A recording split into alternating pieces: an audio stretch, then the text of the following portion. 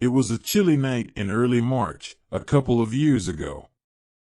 I had just gotten home from a late shift at work, dragging myself through the door close to midnight. Exhausted, didn't even begin to cover it. All I wanted was to crack open an ice-cold beer and sink into the couch. That's exactly what I did. There's something about alcohol after a long day, it hits differently. I didn't even bother turning on the TV right away. Instead, I sat there with my eyes closed, feet up, letting the silence wash over me. My mind buzzed with thoughts of work stress, family, and everything else piling up in my life. After a few minutes of pointless channel surfing, I gave up. Nothing was worth watching. I figured I'd enjoy my beer in peace. But peace and quiet? That's apparently too much to ask for. Not 10 seconds later, every light in the house blinked out. You know that faint, static-like pop right before a power cut. I hate that sound.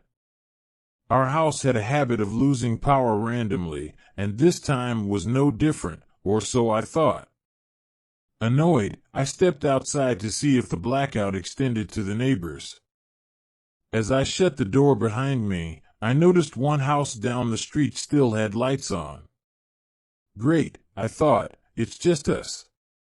With a sigh, I turned back to head inside and check the breaker. That's when I realized the front door wouldn't budge.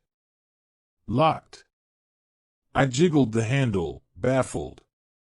My wife was home, but surely she wouldn't lock me out.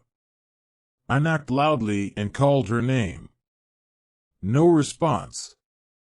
I tried peering through the window, still pitch black. Panic set in. I ran around to the back door. Also locked.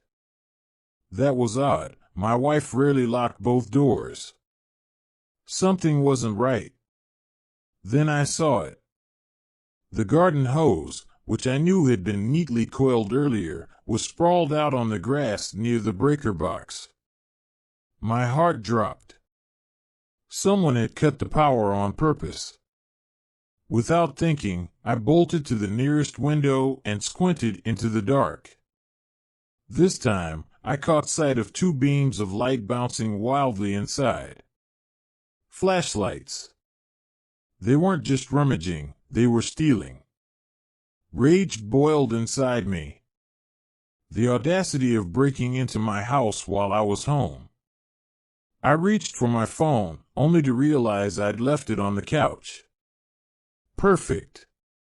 I cursed under my breath and decided to run to the neighbor's house for help. But as I started toward the sidewalk, a more chilling thought stopped me cold. My wife was still inside, asleep and vulnerable. I couldn't leave her. Sprinting back, I grabbed a handful of rocks from the yard and started pelting them at our bedroom window. After the third hit, the window creaked open, and my wife's startled face appeared. "Hide in the closet," I whispered urgently. She didn't ask questions, she disappeared immediately. Satisfied she'd be safe for now, I dashed to the neighbor's house and hammered on their door. They opened up, and I breathlessly explained the situation. They handed me their phone, and I dialed 911.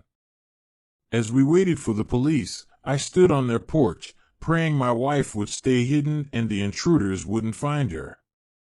The cops arrived quickly, and I led them to the house.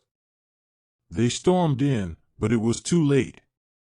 The back door was wide open, and the intruders had fled, taking more valuables than I could count. My wife was shaken, far more than I was. And then she told me something that sent a chill through my spine. Moments after I had warned her, she heard someone kick open the bedroom door. They didn't say a word. Instead, they stood there, listening. Then came the metallic click of a gun being cocked. She stayed perfectly still, hidden in the closet, barely daring to breathe. After a few tense seconds, the intruder left the room.